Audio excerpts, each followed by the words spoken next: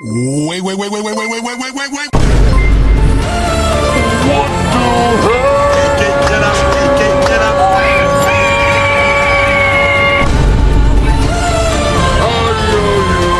Get up a little tempo.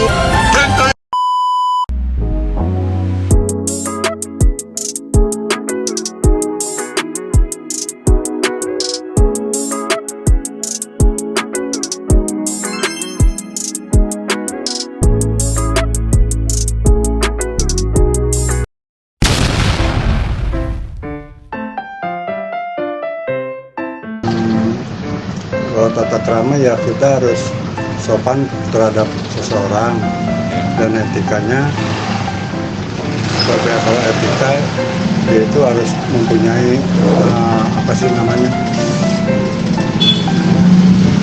ya sama sih kayak kesopanan juga gitu, etikanya. Kalau menurut saya sih tata krama sama etika tuh bukan perbedaannya, kayak lebih dari bagiannya gitu. Kayak tata krama tuh bagian dari etikanya. Jadi itu misalnya kayak etika tuh merupakan norma-normanya gitu. Kayak misalnya UUD atau kayak Pancasila gitu etika. Terus tata krama itu perlakuannya. Kayak kita nih, sila pertama Pancasila untuk ada yang Maha Esa. Berarti perlakuan kita adalah sholat, haji, terus perilaku seperti orang beragama. Itu menurut saya sih banyak perbedaannya. Etika dan tata krama. Kalau etika itu perilaku, tata krama kalau etika itu ya perilaku ya. Kalau misalnya tata krama itu apa namanya? Bisa dibilang tata krama itu etika yang baik. Kalau dibilang sama, kayaknya beda deh antara etika dan tata krama.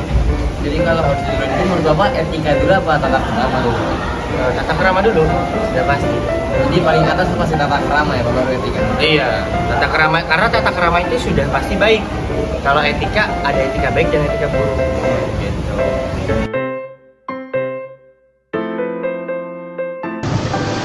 Ya etika dia harus, kalau ada sesuatu itu harus melaporkan atau sopan terhadap orang-orang yang ada di sekitar sini. Contohnya tuh kalau misalnya sekolah aja ya, kita di sekolah bukan saya dalam bersosialisasi seperti kan ada aturan sekolah mewajibkan siswanya itu untuk memakai seragam. Contohnya tuh masih nggak pakai seragam yang lengkap, SPR juga pakai dong, pakai. Itu kan merupakan pakai sepatu. Itu merupakan bentuk dari etika. Ini karena lagi hujan, nggak pakai sepatu, basah. Iya. Maaf. Aku bercanda. Itu salah satu penerapan etika. Terus yang kedua tuh kayak lagi ngobrol sama orang, kita berusaha untuk merespon dia dengan baik, tidak mengejasnya hal-hal yang negatif. Itu kan merupakan bentuk membuat orang tuh nyaman sama kita, berisi sama kita.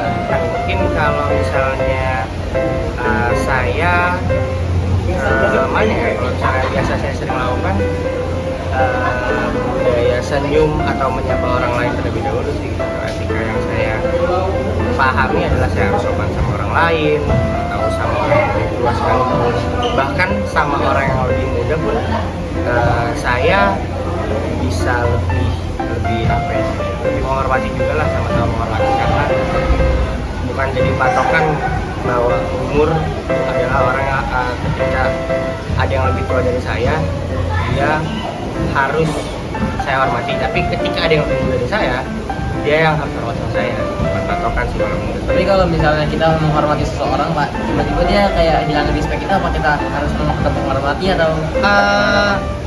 Tetap harus gitu, karena kayak gini, apakah kamu kalau sedekah 5.000 harus di depan orang-orang? Ya. Gitu. Apakah ketika kamu memberikan kebaikan kepada orang tapi tidak dibalas, kamu berusaha terus kamu berhenti berbuat baik? Kan enggak. Iya. Ya kalau saya sudah menerapkan semua etika yang saya lakukan terhadap mobil dan semua yang ada di sini, yang termasuk guru, siswa atau yang lainnya lah. Salah satu sikap yang melanggar etika mungkin tuh kayak dalam agama gitu ya. Kan kalau misalnya di sekolah kita, di sekolah Islam disuruh untuk sholat zuhur gitu, sholat kedua. Nah pada kabur, pada nggak sholat. Contohnya juga ada nih di kelas ini nih. Nah ini sih. Ada ya di kelas kita ada ya. Kayak gitu ada. Itu contoh satu aja. Ya. Sering sih kayak udah kayak kamu aja suka ngomong kasar gitu kan. Ya. Entah lagi main futsal atau lagi belajar atau lagi bercanda sama temennya. Itu kan etika yang sebenarnya perilaku ada banyak sih sebenarnya di sini. Cuman kan kita sebagai guru harus bisa, saya sebagai guru harus bisa menengahi atau menyelesaikan itu. Kalau dibilang sebutin contohnya, kayaknya kurang tepat kalau misalnya kita sambil mungkin ketika saya ngajar kamu bisa saya jelaskan. Yang melanggar etika yaitu dia kalau ada sesuatu selalu tidak melaporkan ke keamanan yang ada utama di depan dan tidak mengasih info macam ngasih info itu untuk sesuatu yang ada acara di lingkungan sekolah atau apa lainnya gitu. Saya tanggapannya sih kita yang ngejudge dengan yang hal-hal negatif dulu.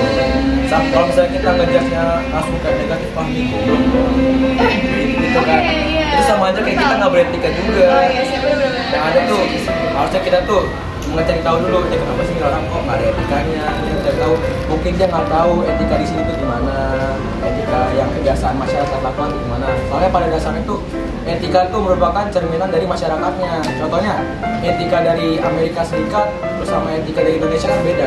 Iya, iya. Karena berpakaiannya mungkin agak ya gitu deh. Terus kalau ini kan di Indonesia mungkin tertutup kebanyakan ya. Gitu. Oke, Jadi oke. kita seharusnya tuh bisa meneliti lebih dalam, langsung jangan langsung ngejudge silakan. Udah dimengerti guys. Oke. Tanggapan soal orang-orang seperti itu kayaknya ada yang salah sih dari mereka. Entah dari orang yang paling dekat, mungkin bisa disebut keluarganya atau dari teman pergaulan, atau dari trauma masa kecil dan lain-lain. Ada yang salah aja sebenarnya. Kalau menurut bapak gitu, kalau misalnya dia nggak punya etika dan tata krama itu harus diapain sih Pak, biar dia mengulangi gitu. Kayaknya nggak ada orang yang nggak punya etika dan tata krama. Hanya saja dia kurang punya pembanding. Dia akan ngerasa selalu benar kalau tidak pernah ada yang ngingetin. Contoh kecil ya, kayak kamu aja nih deh, yang paling deket. Nih bukan soal tata krama, tapi kalau misalnya kamu kan futsal nih, Ya Pak. kalau nggak ada yang ngingetin kamu soal passing, kamu nggak akan passing. Ya, terlalu banyak.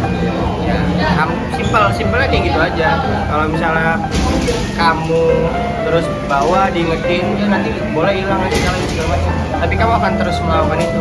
Diingatkannya dengan apa? Diingatkannya dengan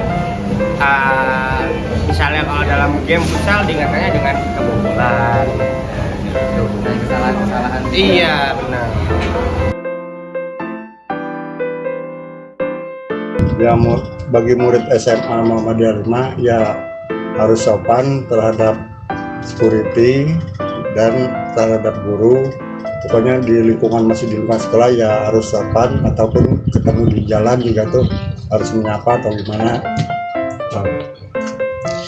Oke, sekian. Terima kasih. Assalamualaikum warahmatullahi wabarakatuh.